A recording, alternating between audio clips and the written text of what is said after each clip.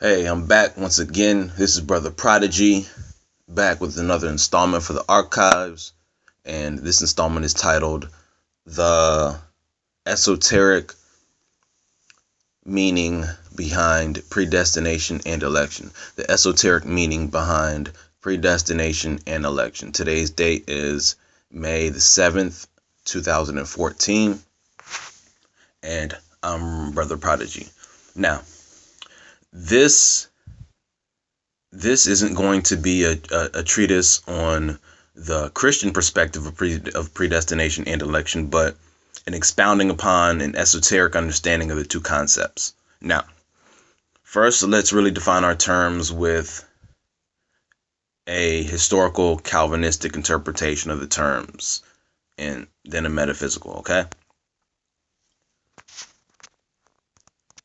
When predestination and election are brought up, these concepts are pretty much tied to the doctrines of the Protestant Reformation, which included sects of Christians that protested the traditional views of the Catholic Church at the time culminating around the 16th century, with the most notable being John Calvin and his latter rival, Jacob Arminius, along with Arminius' disciples. Now, what is predestination? What is predestination? Predestination is a Reformed doctrine that God, generally speaking, as with all Christianity, predestines whom he wants to be saved, and that without this predestination, none would be saved, quote unquote. Now, the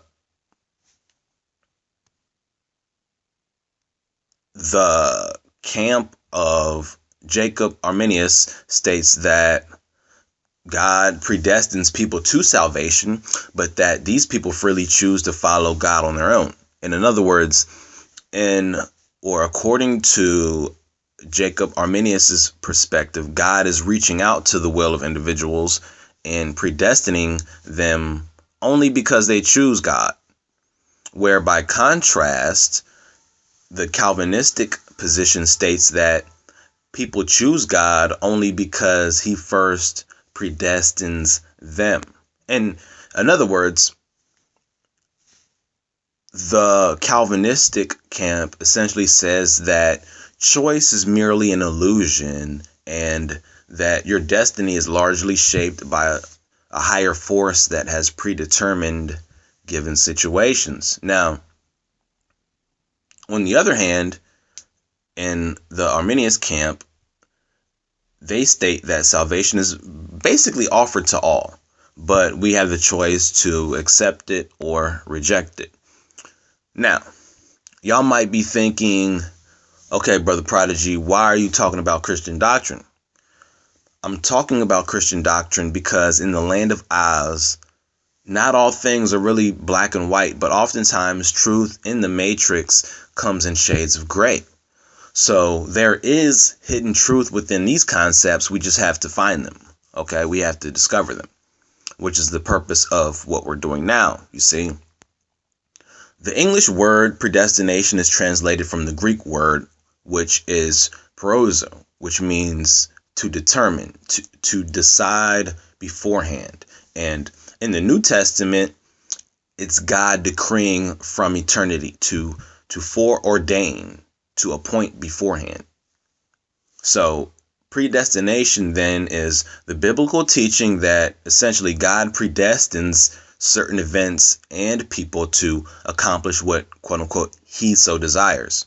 Now, the word proizo occurs 6 times in the New Testament, each time demonstrating that God is the one who is foreordaining and bringing about certain events.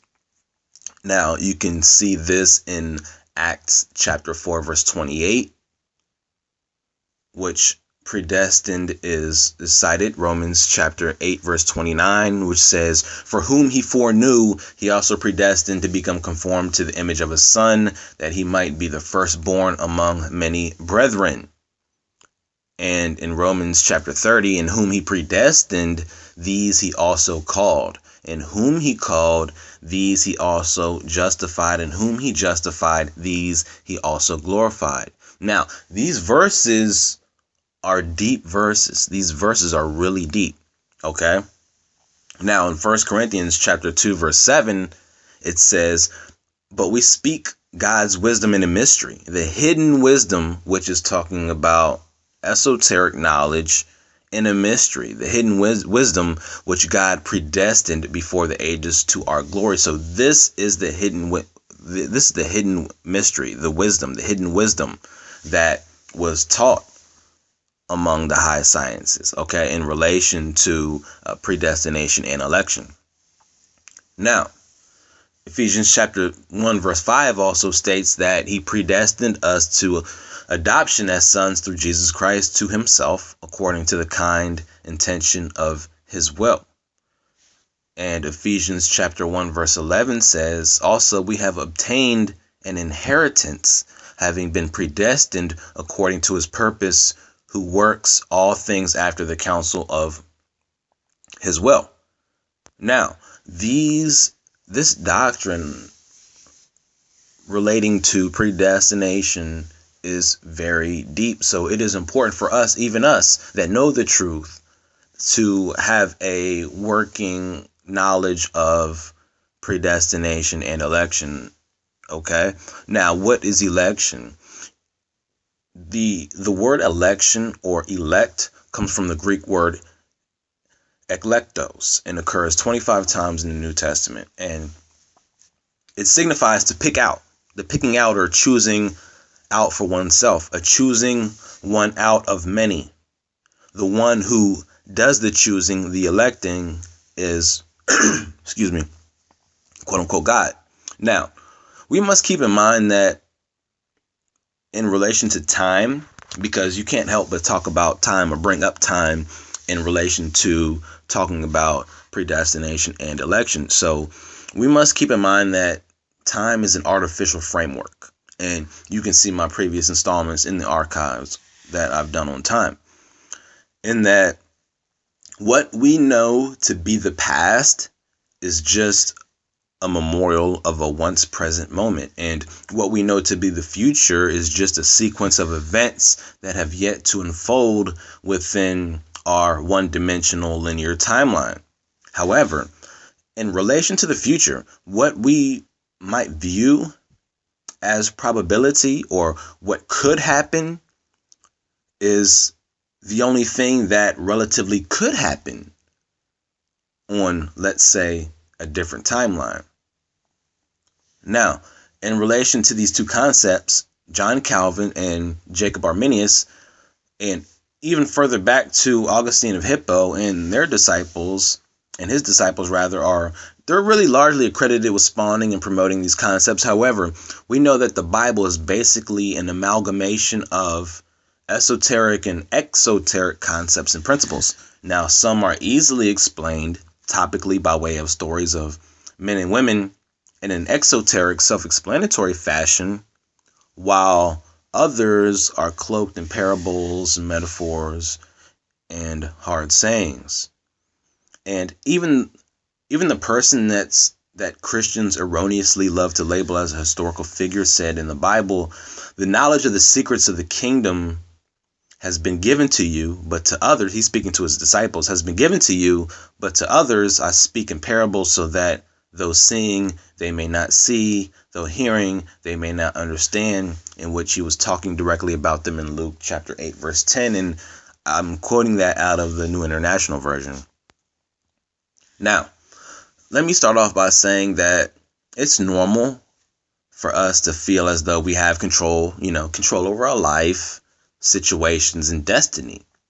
However, is that really the truth? Do we really have control over our life, our situations, and our destiny? We should know that physical reality is Maya, or an illusionary phenomenon. And the Nag Hammadi library also goes into this also, if you want to cite that as well. So we should know that physical reality is an illusionary phenomenon interpreted through the five senses of humanoid prototypes, which is your physical body. that was created as a carcer or a prison for the gods that had fallen in relations to us specifically by the demiurge, okay, which the word demiurge just simply means a public worker or laborer, okay.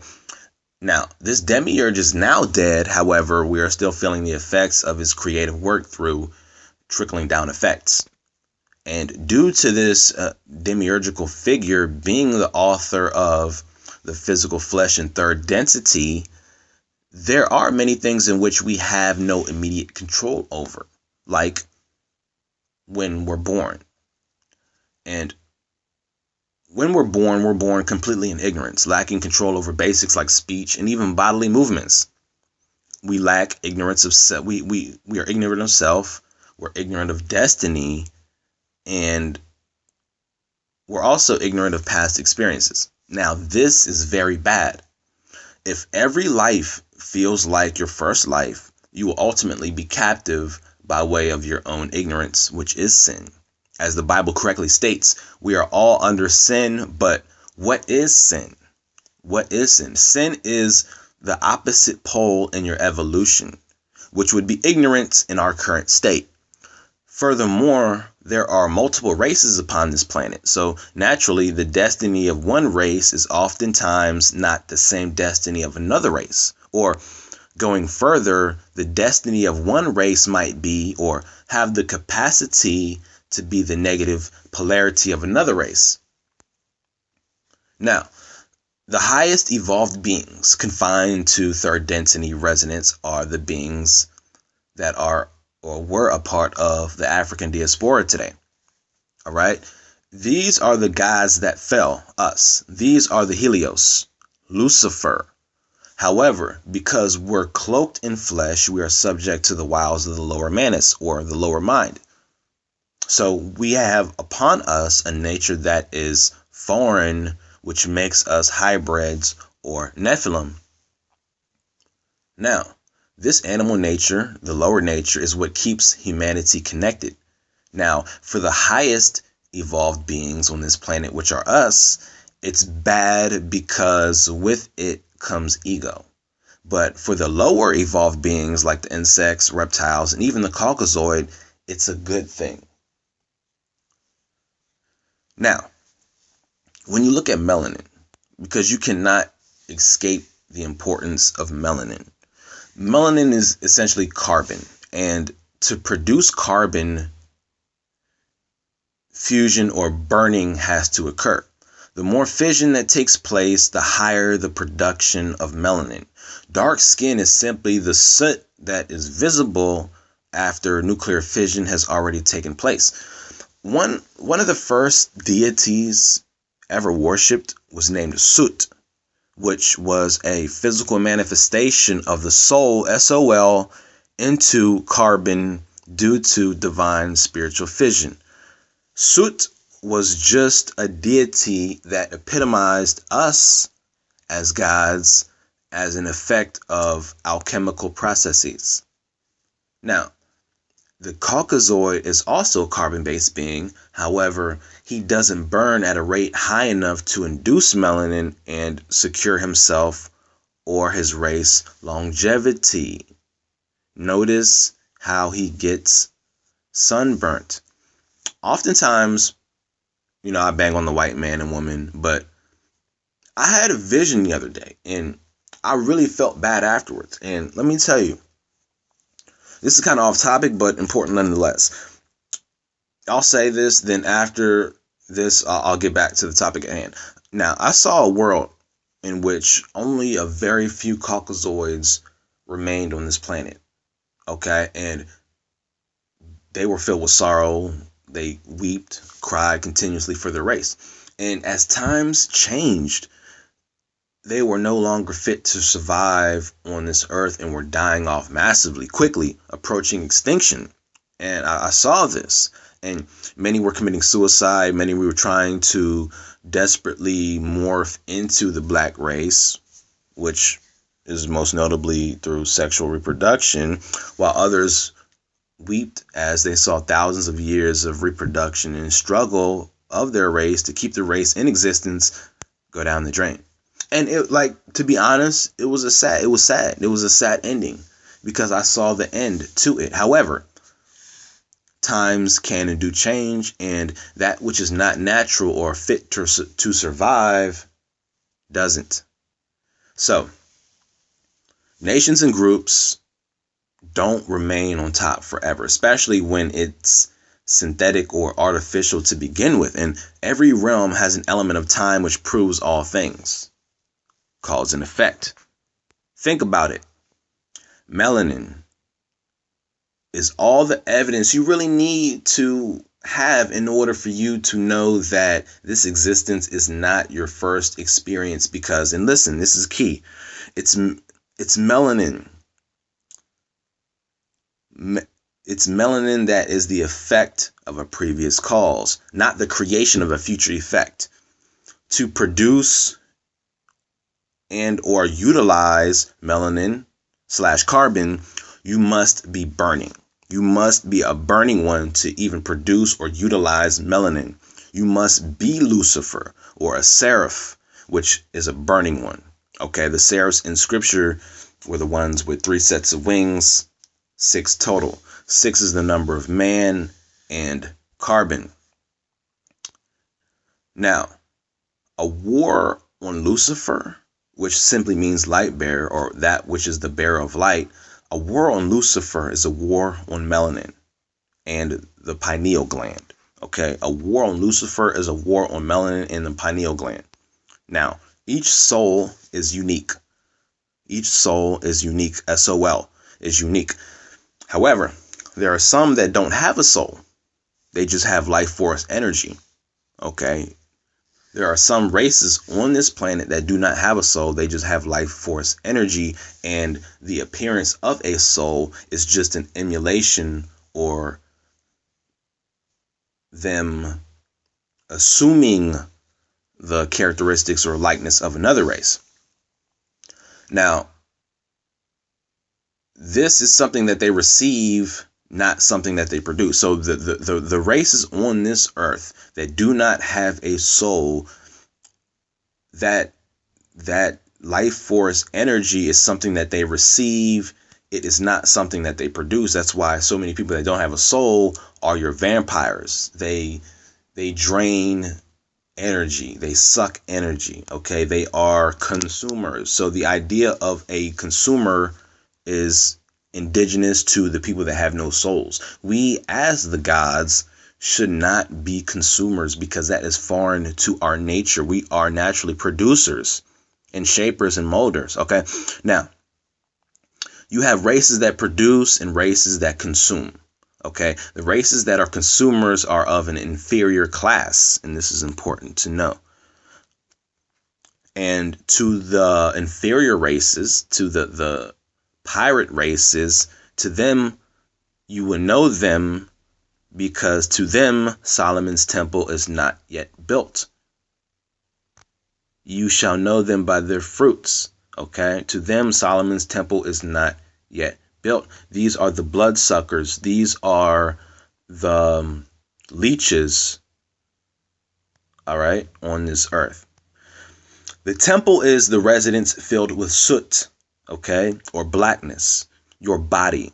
The body is a holy temple, not because it's a body, but because of the soul within it, which produces melanin or soot through fission. Okay, without some degree of melanin, specifically neuromelanin, one cannot continue to burn. All right. See, and this is where Christianity gets it wrong. One among many places where they get it wrong. They tell you that burning in hell is evil or wicked. But in reality, the burning of the Helios is what sustains life. The burning is what sustains life. And the rising of the Kundalini is what can propel you into a higher octave of being.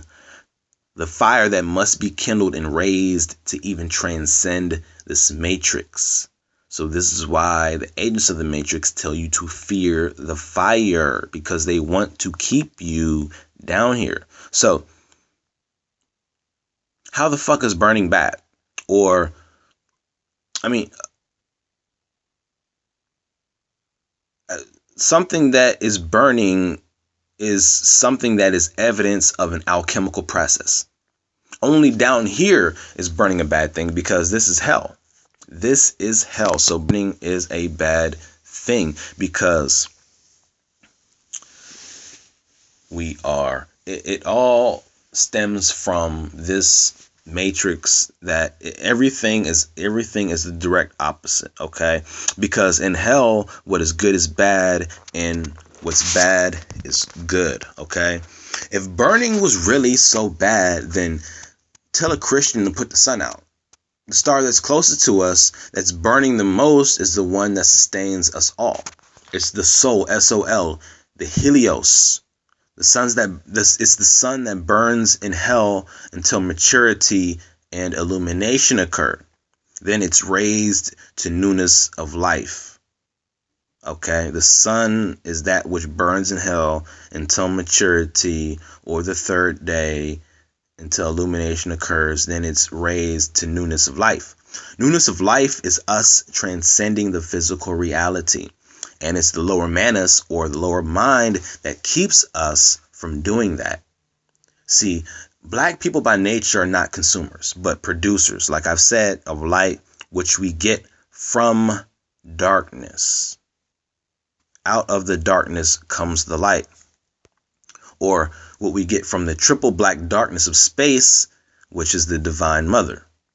See, people like David Icke say that our world is a three-dimensional simulation produced by the darkness of space, which is a cosmic intelligence, right? But out of the darkness comes light. The darkness, carbon, melanin, is a dominating influence, and as above, so below. So we as blacks are also a dominating influence, a dominating force on this planet, and we shall always be. But through sin, through signatures, we give up our birthright, which entitles us to slavery and servitude. You see, in this matrix, you volunteer to be a slave. Cause and effect. Are you an employee? Employee is French for slave or wage earner. And with that being the case, how could you possibly make a case for being a god if you are an employee or a wage earner? Okay? How could you make a case for being a god with a slave name, for that matter? And by God, I mean generator, operator, destroyer, a sovereign. Anyone that is sovereign has the ability to control their destiny, because, to a certain degree, because they have an unlimited operating currency. Currency is energy, and the more you burn, the more you have. Saving is a debtor-consumer mentality. Nothing good ever happens when you restrict the flow of energy. Okay? This is what banks do. They restrict the flow of currency, which is the current being the water, the banks being the edges that are confining the water or channeling the water. Okay? This is what restricts. Banks are what restrict. Now, listen to what I'm saying. This is esoteric shit right here. Keep thinking that there is no link between your job and ascension, and you're going to learn. You're going to learn. Scripture says you cannot serve both God and mammon. Well, who is God? God is your black ass stuck down here drinking on a 40. That's who God is. So now let's get into the topic at hand, really, okay? Let's get into the topic at hand. First, let's address cause and effect, okay? Let's address cause and effect and its relation to predestination and election. Every effect must have a cause in our now time jurisdiction. Every effect must have a cause, or a genesis, or a catalyst. And in between these two polarities is experience or interpretation. What you experience is governed and determined by the breadth and scope of a cause. Now, experience is a slave to causality. So in a sense, the Calvinist would be correct. And since experience is a slave to causality, consciousness is governed by it. And since consciousness is governed by it, freedom of choice has to be subject to the cause that allowed for that choice to become a choice in the first place. Election is to determine based upon a choice. And again, choices always follow after a previous cause. This previous cause is what establishes potential choices, or brings into possibility numerous probable choices. Okay? This world is the outpouring of various benevolent and malevolent causes, which leads us up to what we experience now. Causes that work to liberate us, the gods from imprisonment are at work, as well as causes that work to further enslave us, the original master race. The experience of dealing with these dueling causes is what creates chaos. However, chaos is what contributes to and speeds up evolution. So, we as being conscious in the midst of chaos have a unique way of evolving, which is specific to us and our planet. Now, since we as gods are ensnared within the confines of penal colonies by way of social security or social insurance numbers, licenses, and signatures, we have this appearance to be powerless, or this appearance of powerlessness. But the mystery is that all the ways in which we were held down are artificial. All the ways in which we're held down are artificial. This is why we cannot receive anything that is real and essential truth in school, in this internment camp, because knowledge is power. You see, in religion, they don't give you the truth. They just get somebody to give you what you believe to be true, or the truth. Same thing in law. In law, they don't tell you the truth. They advise you to get an attorney to tell you what you believe to be true. In the Matrix, the only truth that you will get is that which appears to be truth. Remember, it's the land of Oz. The reason why society compels you to sign for damn near everything is because to sign is to autograph, and to autograph is to transmigrate authority. Now, the periodic symbol for gold is AU. AU, that's where you get authority, autograph, author, etc. It's gold. It has value. It retains intrinsic value. See, corporations cannot move unless you sign or sin. Okay, because the two are synonymous. In order for a god to sin, he has to give up authority. He has to give up his old, that which is intrinsically valuable. And why would anyone give up their gold? Ignorance. Do you see how sin, signing, and ignorance go together? Cause and effect. The lesser corporations, corpus, fiction, dead entity, get you to believe that you are benefiting somehow. In your ignorance, you believe it. Then the effect is sin or bondage. This is how a higher race of people can be enslaved by a lower class of beings, and it is through ignorance. This is why Hollywood and corporate media is so powerful. They have the power to shape appearances. Now, the people that are predestined to quote-unquote eternal life that the Bible speaks of are your beings that grow and evolve in the midst of chaos. Those that are refined within the midst of chaos. And here's the big mystery. Melanin is the evidence of the alchemical processes taking place. And I will say this again and again because it's important. Okay, this is why oftentimes melanin is linked with chaos and is called the chaos particle. Melanin is the soot that remains during and after chaos, because chaos is simply fission. Now, getting back to predestination, the Bible says in Romans chapter 8, verse 29, for those God foreknew, he also predestined to be conformed to the image of the Son, which I'm spelling son, S-U-N, or Helios, that he might be the firstborn among many brothers and sisters. Now, let's break this down. God. Who is God? What is God? God is the higher mind, which comes from the divine feminine, the triple black darkness, often referred to as the divine goddess, Isis, Sophia, or even Mary. Okay, the higher mind is the consciousness that manifests itself in different ways according to the resistance that it encounters with various frequency octaves. Okay, now remember, it's like this. Okay, I don't know if they still have them around. They probably still do, but in various malls all across the United States, they have these stores called Spencer's, right? And you can go into Spencer's. You can, and they sell different things. I mean, stuff's pretty crazy, but in there they have these things, and I'm sure pretty much all of us have seen them at some point. They have it's like it's shaped like a rectangle, okay, and it has like hundreds of nails, and you can put it. It actually replicates an imprint. So if you put your hand on the there's like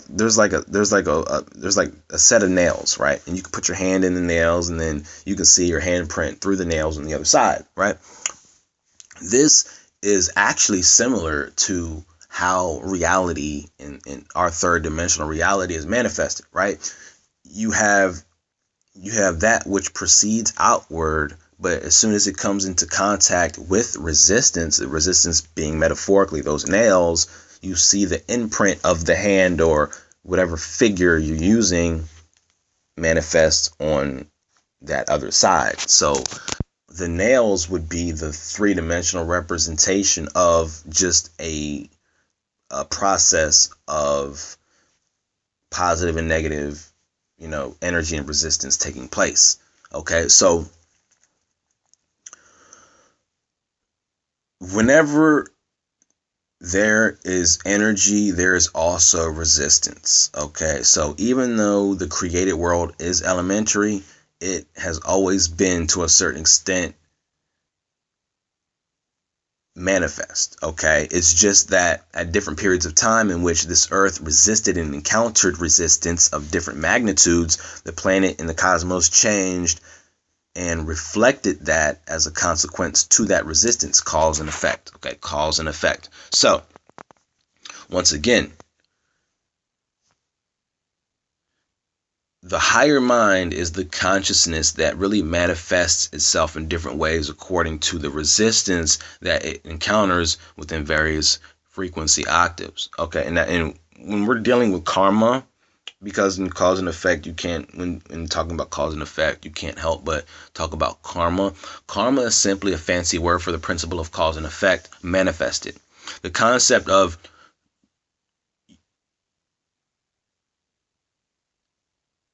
your deeds and actions being weighed by some external force is really fictional. It's a fictional concept because, remember, as a god, who can really be your judge? Okay, now if there was, and if the Caucasoid can go out here and rape, pillage, and destroy for 2,000 years and still establish after that a world power, that should tell you right there that the religious version of karma is bullshit.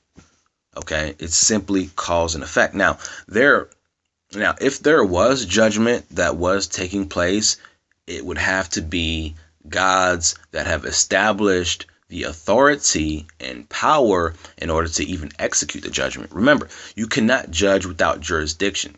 You must have jurisdiction in order to judge. The demiurge created his own seat of authority, which was a de facto seat of authority through trickery, which was the first sin known to man. So in fact, God was the first sinner. And since he had a judgment seat, he sentenced all the gods to a perpetual cycle of incarnations. Now, the ancients knew that, which is why they created a system of embalming to try and slow it down, because elements of the soul remain with the body until it completely disintegrates. Okay. Now, your contract, your sin, what happened and was ushered in by way of birth, okay, which made that contract. All right. Now, the only way to judge and condemn another is to have or possess power over that one whom you are judging. So by that mere fact alone, karma would only evidence a fall of some sort, which would coincide with the fall of the gods into the flesh. and why we can't remember past experiences. But back to the topic at hand. We as the elect have been predestined to return to the divine feminine blackness, which is the true light. That's a great mystery as well. See, everything is opposite, and that which we can see with our eyes is really the darkness. Okay? See, in remember this, write this down because it's important. See, the key is to know what side you are looking at as the resistance. For example, if you were born in Iraq, Islam would be good and Christianity would be evil. But if you were born in America, Christianity would be good and Islam would be evil. See, the white man looks at black people in the ghetto as resistance. But in what way and how? In what way does the resistance come? The black man in the ghetto does not have the ability to economically deprive the white man of anything. See, this is what evidences the Caucasoid's sociopathic behavior. It's, if nothing else, by his sheer illogical reasoning alone. What gives you elements and hints and evidence is his nature, his true nature, because a leopard cannot change his spots. All right? Predestination is what one was created to be. The created being doesn't have any control over what he was or she was created to be or why. The only thing that he or she can control are options that are presented to the created being after the initial creative act. However, due to the animal brain, your sinful nature, your choices are always biased. So essentially, the matrix that we live in gives us the illusion of control, but the reality is quite different. Think about it. How often do you want to do something but find yourself not doing it, whether it be to quit smoking, to quit drinking, whatever? You want to do something, but you find yourself not doing it. Think about it. Now, election is also tied to predestination, but election is a little more mysterious because it involves the question of why and for what reason. Why the election? What's the reason for election? Okay? The evolution of consciousness is the reason for election. See, one must understand that even dealing with the gods, there is still trial and error. Even with dealing with the gods, there is still trial and error. If there was an evolution of consciousness, it would be impossible. The Bible says, test all things, but hold fast to what is good. Doesn't it? Our entire existence, and check this out, our entire existence is a dream come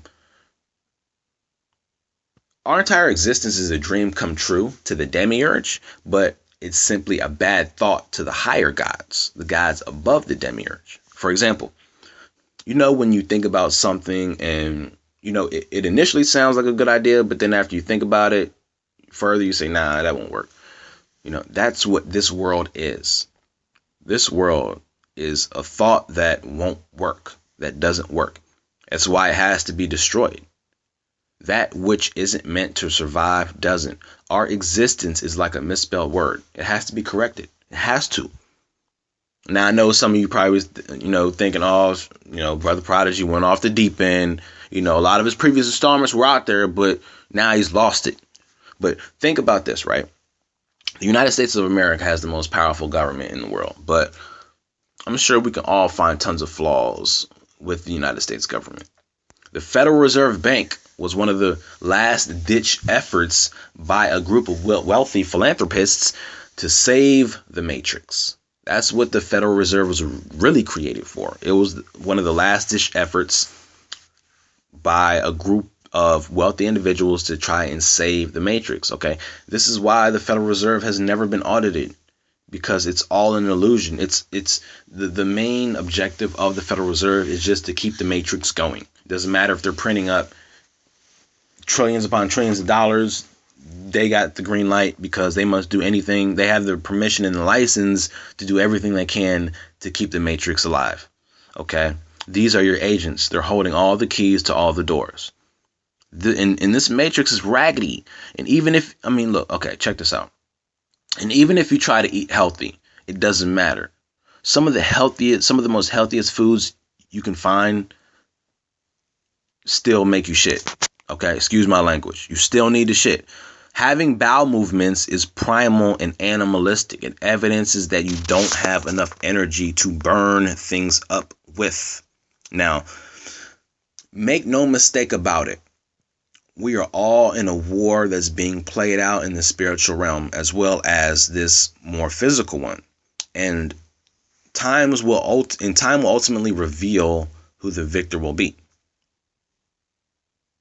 Okay? We all, at our core, are stars, burning ones. Okay? Lucifer, light bearers, which are visible manifestations out of the triple black darkness of the feminine principle. All right? So to hate black, to hate darkness, to hate Lucifer is to hate that very essence of where you came from. Okay?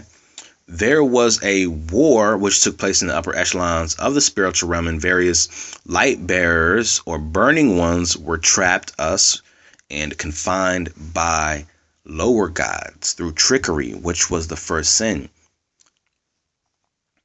And because of the enormous energy produced by us as being light bearers, carbon, 6 protons, neutrons, and electrons, and melanin were byproducts of these stars. So, and when you ascend, as we work and labor to ascend, the laws of the higher realms start to apply more so and more so. If you descend, the more animal or primal laws apply and have dominion.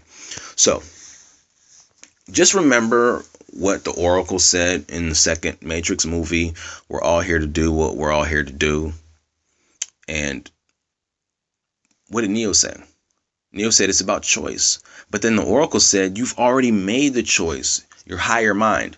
You're just here to understand why you made it. His objective was to understand election, which relates to emotion. To understand the why. Emotion, energy and motion, okay? Which is love. In love with who? Who was Neo in love with? The Trinity. Isis, Ra, and El. And what was also interesting is that Neo's character was supposed to be played by Will Smith, a black man, but he was too busy filming Wild Wild West, which was a flop, consequently. So any way you look at it, it's all about us, and black is beautiful. So once again, I would like to say shout out to all my subscribers out there. If you haven't subscribed, what are you waiting for? Do it now.